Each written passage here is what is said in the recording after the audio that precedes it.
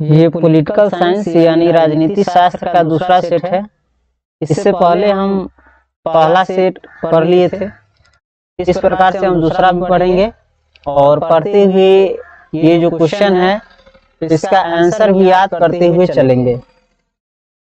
और ये सब बात आप जान चुके हैं कि ऑब्जेक्टिव में 100 क्वेश्चन पूछेगा आपसे राजनीति शास्त्र में यानी पॉलिटिकल साइंस में, जिसमें से किसी भी 50 का आंसर आपको देना है। तो चलिए शुरू करते हैं। प्राकृतिक न्याय का सिद्धांत निम्नलिखित में से किस तत्व पर बल देता है? कानूनी दृष्टांत। प्राकृतिक न्याय का सिद्धांत निम्नलिखित में से किस तत्व पर बल देता है? कानूनी दृष्टांत पर बल देता है। न्याय व्यवस्था को सुरक्षित रखने में किस तत्व की सर्वाधिक महत्वपूर्ण भूमिका है? न्याय व्यवस्था को सुरक्षित रखने में किस तत्व की सर्वाधिक महत्वपूर्ण भूमिका है? लिखित संविधान की। निम्नलिखित में कौन सा अधिकार अंतःकरण की स्वतंत्रता पर बल देता है? नैतिक अधिकार। निम्नलिखित में कौन सा अधिकार अंतःकरण की स्वतंत्रता पर बल देता है? नैतिक अधिकार। किसने कहा कि कानून के बल के बिना अधिकार एक शब्द की तरह है जिससे मनुष्य की कोई सुरक्षा नहीं हो सकती है? किसने कहा कि कानून के बल के बिना अधिकार एक शब्द की तरह है जिससे मनुष्य की कोई सुरक्षा नहीं हो सकती है? थॉमस हॉब्स ने। एक बार फिर से इसको देख लेते हैं। किसने कहा कि कानून के बल के बिना यानी कानून के पावर के बिना अधिकार एक शब्द की तरह है जिससे मनुष्य की कोई सुरक्षा नहीं हो सकती है? थॉमस हॉब्स ने।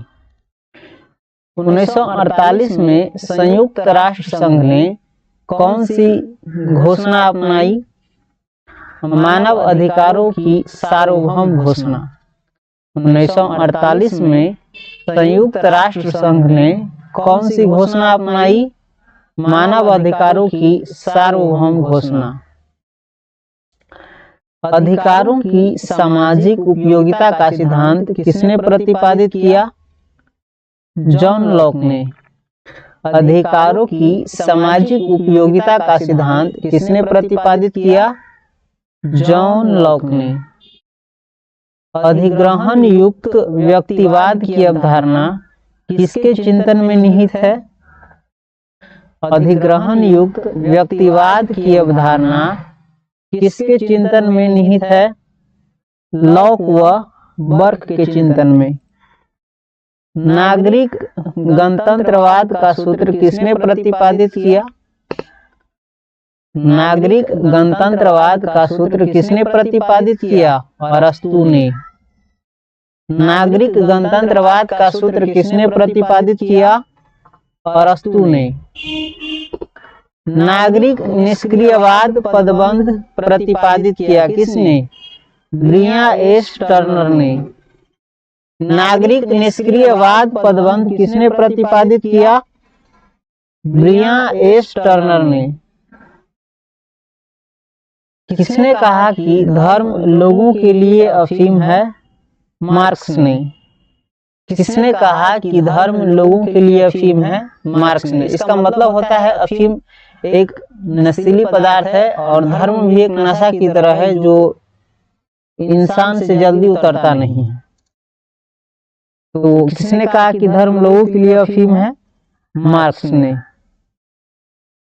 धर्म एक नशा की तरह है तो कहा। किसने कहा कि राजनीति मूल्यों का प्राधिकृत विनिधान है जो किसी समाज में बाध्यकारी होते हैं? डेविड स्टर्न ने। किसने कहा कि राजनीति मूल्यों का प्राधिकृत विनिधान है जो किसी समाज में बाध्यकारी होते हैं? डेविड स्टर्न ने। प्राचीन युग में यानी पहले के समय में राज्य का क्या रूप था? नगर राज्य।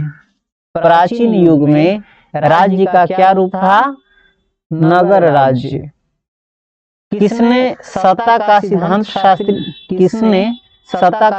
शास्त्री माना जाता है? किसने नहीं होगा, किसे होगा?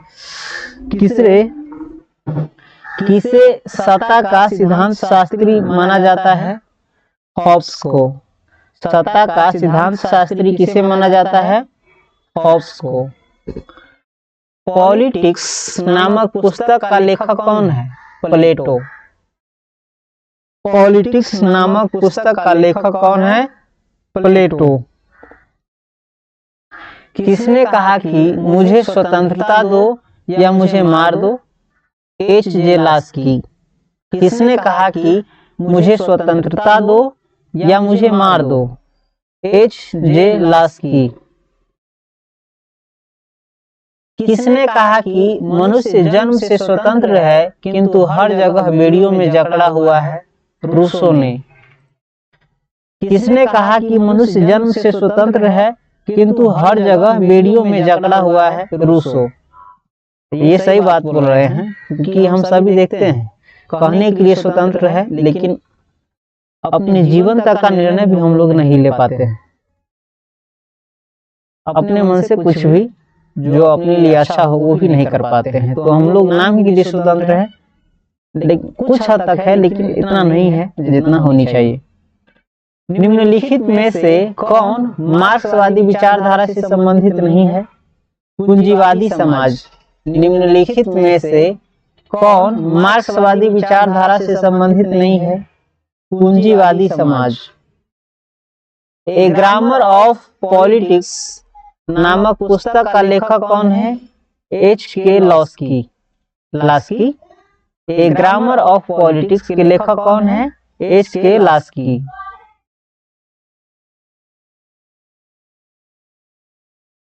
भौतिक समानता का अर्थ है क्या? वितरणात्मक समानता। भौतिक समानता का अर्थ क्या है? वितरणात्मक समानता। किस सिद्धांत के अनुसार वर्ग विहीन समाज में ही न्याय उपलब्ध हो सकता है?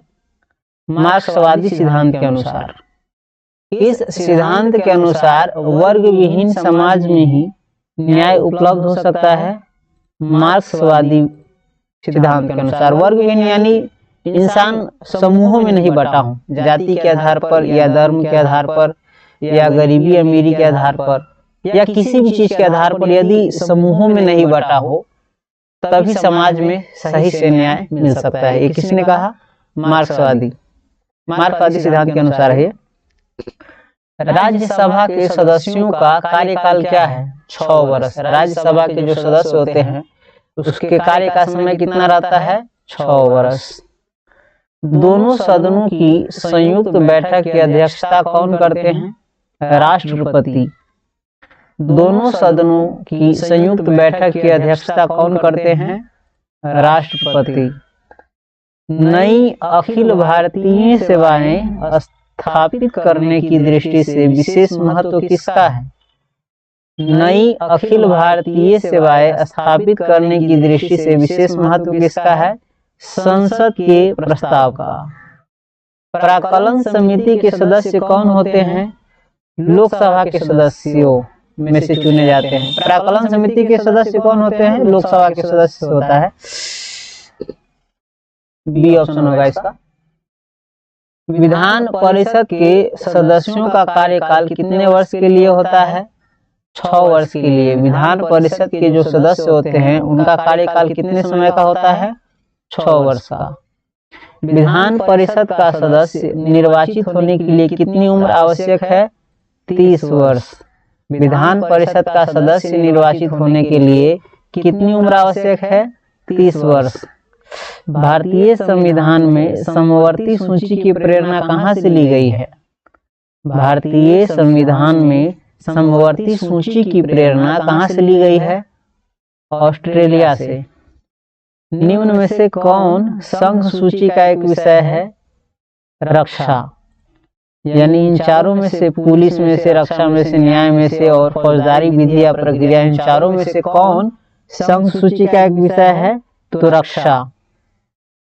कौन है? रक्षा। 42वें संविधान संशोधन द्वारा समवर्ती सूची में कौन से विषय जोड़े गए? जनसंख्या नियंत्रण।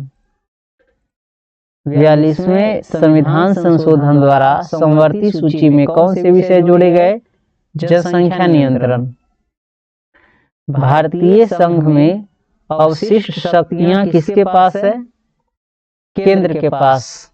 भारतीय संघ में अवशिष्ट शक्तियां किसके पास है? केंद्र के पास। भारतीय योजना आयोग कब समाप्त कर दिया गया? 2014 को। भारतीय योजना आयोग कब समाप्त कर दिया गया? 2014 को।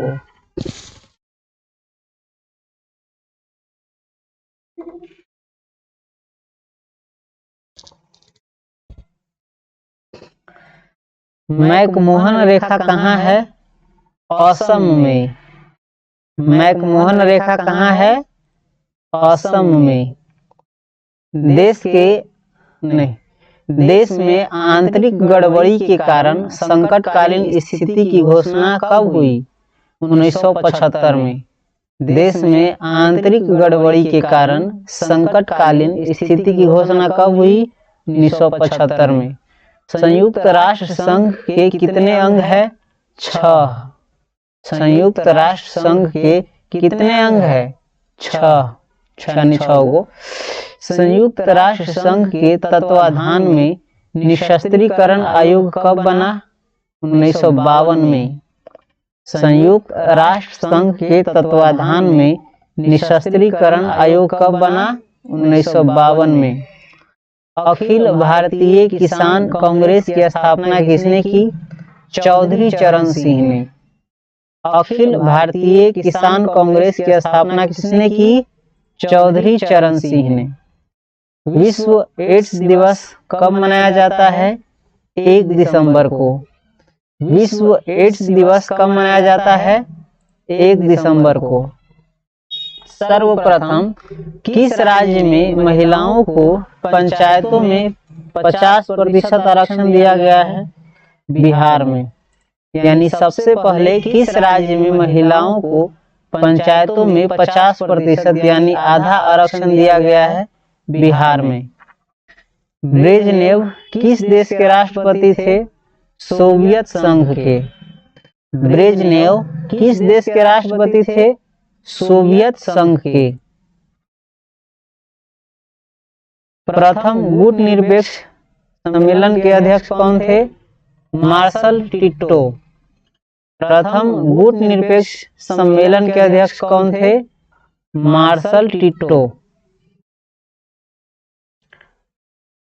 क्षेत्रीय दलों के शक्तिशाली होने से भारत में संघवाद का कौन सा प्रतिमान उभर रहा है?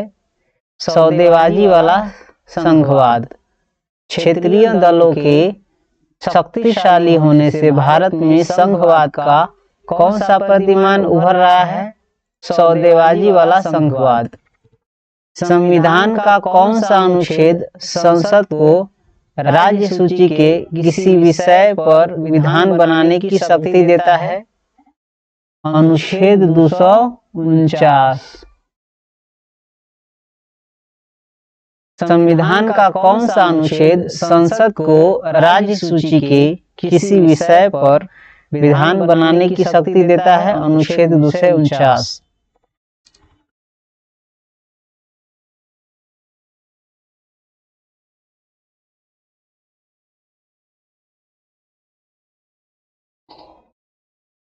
लोकतांत्रिक विकेंद्रीकरण का सुझाव निम्नलिखित में से किसने दिया? बलवंत राय मेहता समिति ने। लोकतांत्रिक विकेंद्रीकरण का सुझाव निम्नलिखित में से किसने दिया? बलवंत राय मेहता समिति। बलवंत राय मेहता समिति ने निम्नलिखित में से किस अंग को अधिक शक्तिशाली बनाने का सुझाव दिया? ग्राम पंचायत को। बलवंत राय मेहता समिति ने निम्नलिखित में से यानी इन चारों में से किस अंग को अधिक शक्तिशाली बनाने का सुझाव दिया? ग्राम पंचायत को। भारत के संविधान के किस अनुच्छेद के अधीन भारत के राष्ट्रपति पर महाअभियोग चलाया जा सकता है अनुच्छेद 61 के अधीन। भारत के संविधान के किस अनुच्छेद के अधीन भारत के राष्ट्रपति पर महाअभियोग चलाया जा सकता है? अनुच्छेद 61।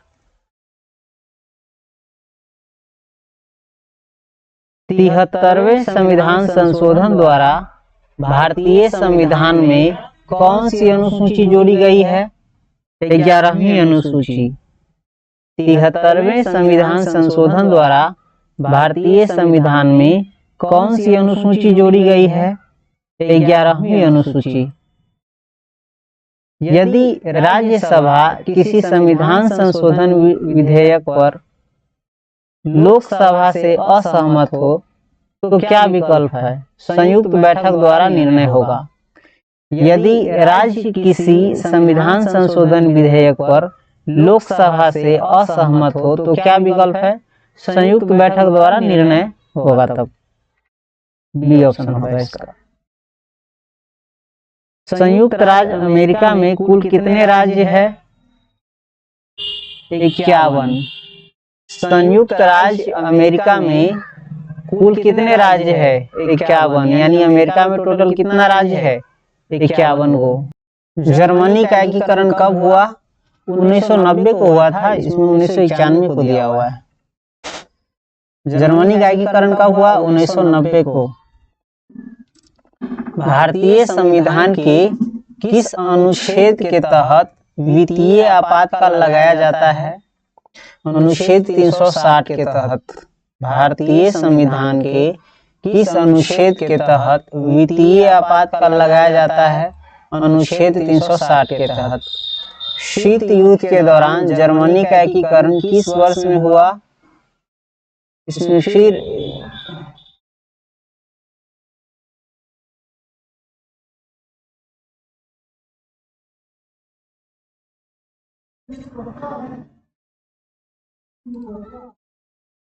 शीत युद्ध के दौरान जर्मनी का एकीकरण किस वर्ष में हुआ? अक्टूबर 1990 में हुआ। फिर इसमें गलत ऑप्शन दे दिया हुआ है। शीत युद्ध के दौरान जर्मनी का एकीकरण किस वर्ष में हुआ? अक्टूबर 1990 में। संयुक्त राष्ट्र संघ के प्रथम महासचिव कौन थे? ट्रिगी ब्लाई। संयुक्त राष्ट्र संघ के प्रथम महासचिव कौन थे? ट्रिगी ब्लाई। ताशकंद समझौता कब हुआ था? 1966 को। ताशकंद समझौता कब हुआ था? 1966 को। सर्वोच्च न्यायालय ने किस महत्वपूर्ण निर्णय में कहा कि कोई भी संवैधानिक संशोधन द्वारा हमारे मौलिक अधिकारों में कोई कटौती नहीं की जा सकती है? गोलकनाथ केस 1967। सर्वोच्च न्यायालय ने किस महत्वपूर्ण निर्णय में कहा कि कोई भी संवैधानिक संशोधन द्वारा हमारे मौलिक अधिकारों में कोई कटौती नहीं की जा सकती है? गोलकनाथ केस 1967। संविधान के किस संशोधन द्वारा मौलिक कर्तव्यों को जोड़ा गया? 1976 का 42वां संविधान संशोधन द्वारा। संविधान के किस संशोधन द्वारा मौलिक कर्तव्यों को जोड़ा गया? 1976 का 42वां संविधान संशोधन द्वारा। देश की रक्षा करने का कर्तव्य किस कोटि में आता है?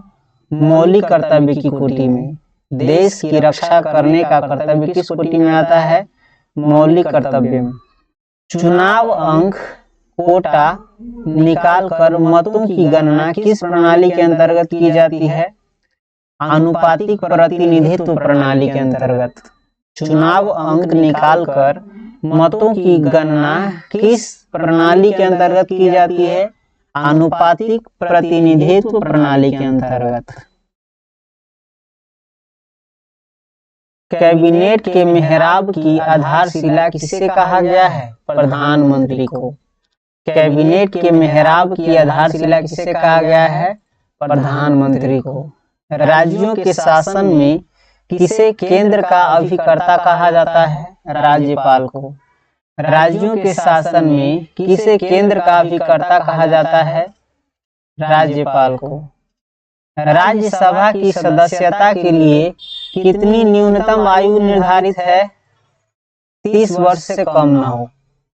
राज्यसभा की सदस्यता के लिए कितनी न्यूनतम आयु निर्धारित है 30 वर्ष से कम नहीं होना चाहिए, यानी 30 वर्ष। विकेंद्रीकरण किस शासन की विशेषता है संघात्मक शासन की। विकेंद्रीकरण किस शासन की विशेषता है संघात्मक शासन की। भारतीय संविधान की किस सूची पर केंद्र और राज्य दोनों विधायिकाएं कानून बना सकती है समवर्ती सूची पर।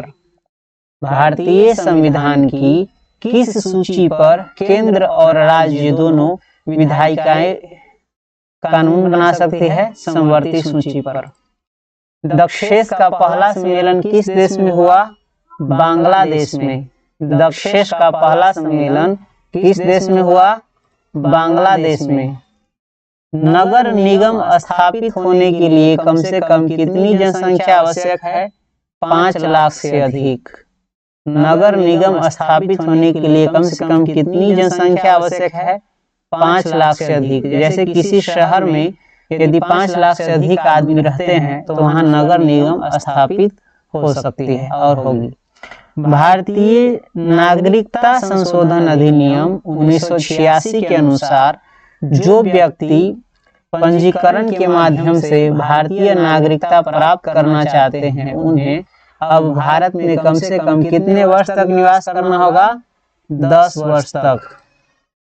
यानी भारत की नागरिकता प्राप्त करने के लिए उन्हें यानी बाहर के किसी देश के आदमी को 10 वर्ष भारत में निवास करना होगा। हमारी नियोजन व्यवस्था किस विचारधारा पर आश्रित है लोकतांत्रिक समाजवाद पर। हमारी नियोजन व्यवस्था किस विचारधारा पर आश्रित है लोकतांत्रिक समाजवाद पर। किस पंचवर्षीय योजना में गरीबी हटाओ कार्यक्रम को विशेष स्थान दिया गया 5वीं पंचवर्षीय योजना 1974 से 79 में। किस पंचवर्षीय योजना में गरीबी हटाओ कार्यक्रम को विशेष स्थान दिया गया 5वीं पंचवर्षीय योजना। ये कब हुई थी 1974 से 1979। किस संविधान संशोधन के द्वारा नगर निकायों को अधिक दर्जा दिया गया। किस संविधान संशोधन द्वारा नगर निकायों को अधिक दर्जा दिया गया 74वां। अनुसूचित जाति संघ की स्थापना किसने की B.R. अम्बेडकर ने। अनुसूचित जाति संघ की स्थापना किसने की B.R. अम्बेडकर ने। भारत के वर्तमान राष्ट्रपति का नाम क्या है रामनाथ कोविंद। भारत के वर्तमान राष्ट्रपति का नाम क्या है रामनाथ कोविंद। भारत चीन युद्ध किस वर्ष हुआ 1962 में। यानी भारत और चीन के बीच युद्ध कब हुआ 1962 में।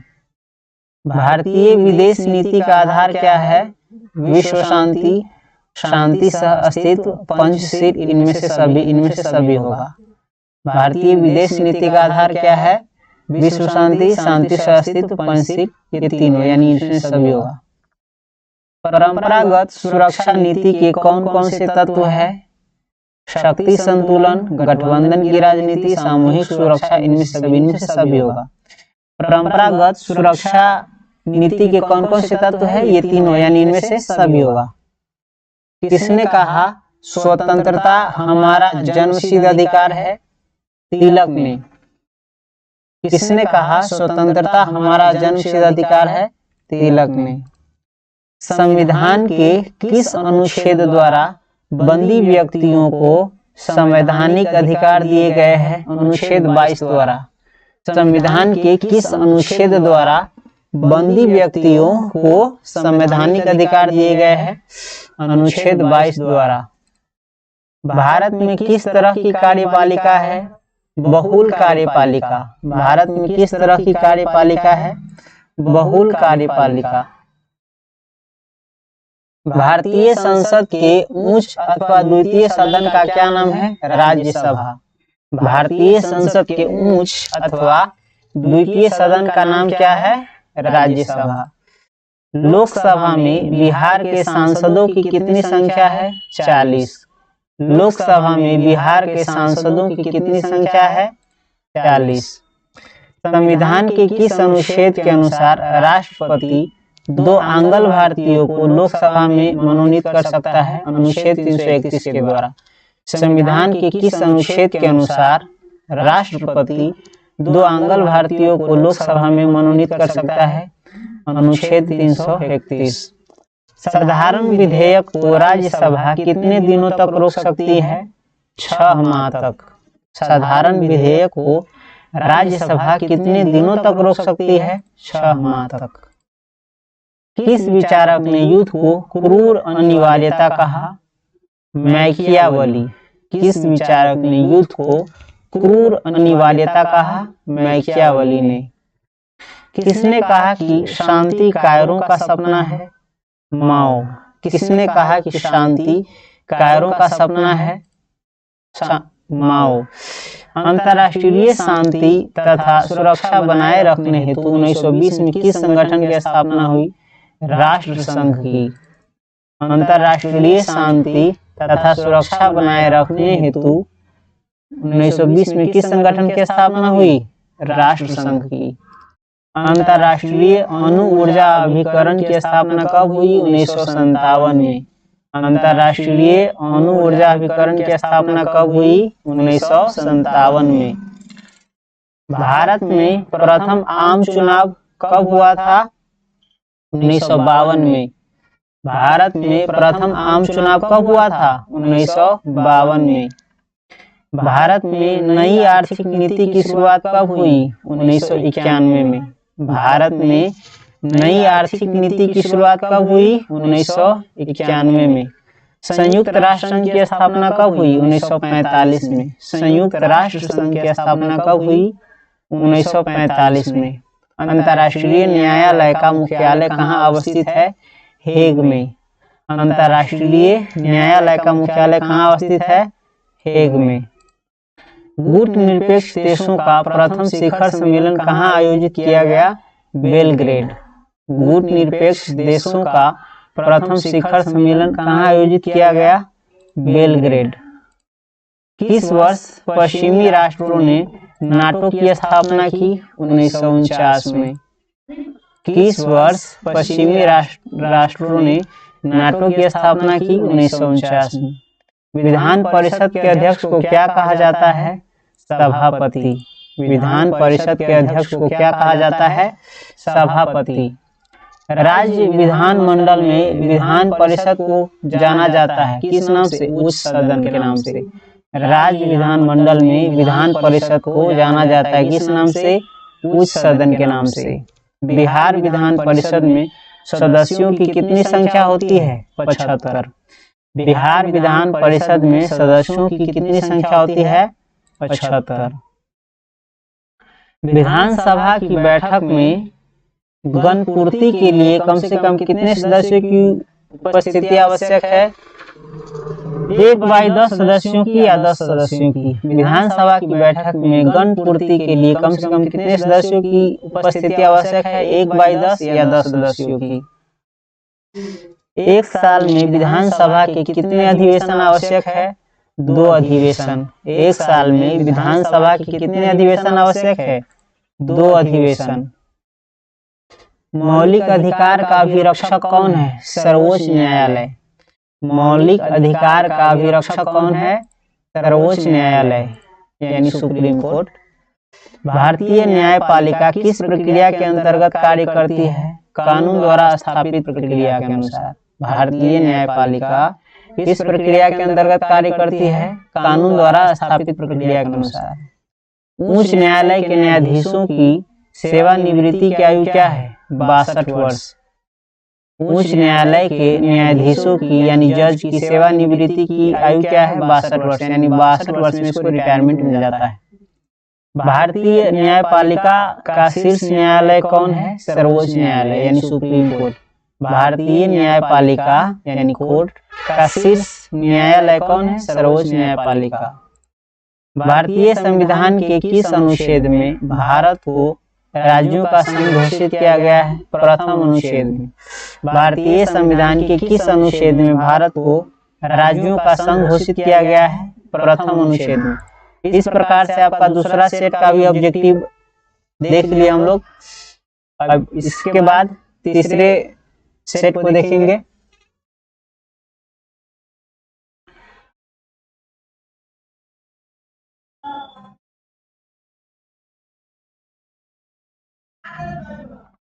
तब तक देखते रहिए और सीखते रहिए।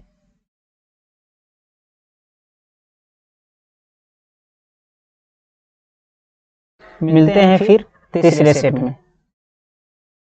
तब तक के लिए वीडियो देखने के लिए धन्यवाद।